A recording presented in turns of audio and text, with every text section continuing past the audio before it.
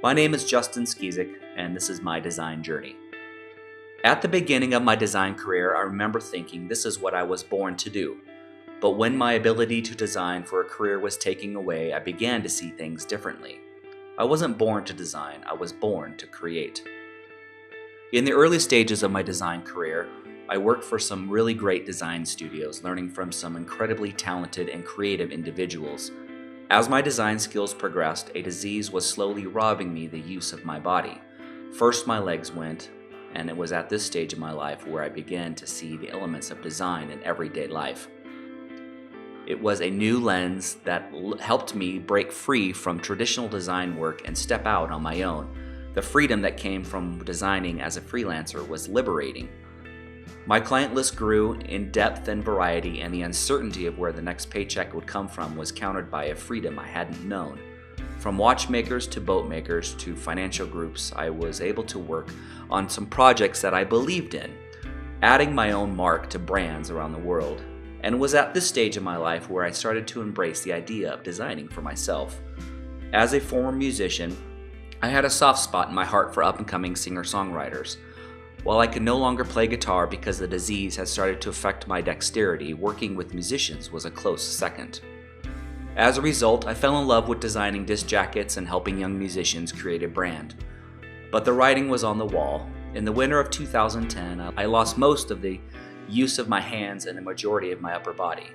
Designing professionally had officially come to an end. I had a choice. I could let the disease define me, or I could redefine how my creativity could be realized. I just needed to embrace the idea of seeing life through design.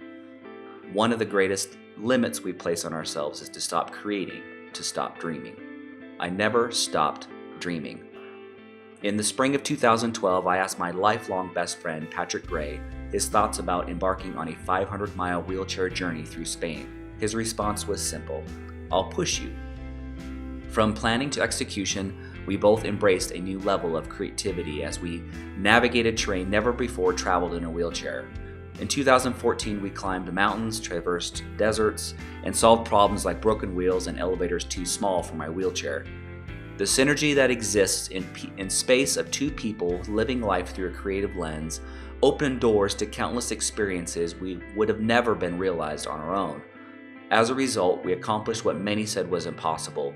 We completed the 500-mile Camino de Santiago, meeting our wives at the point of completion. Living life creatively led Patrick and I writing a best-selling book titled I'll Push You and an award-winning documentary by the same title. Though it took me much longer than it used to, I was still able to design the cover of the book and packaging of the film. Our travels and adventures had led to conversations with amazing people like Harry Connick Jr. and Megyn Kelly of The Today Show.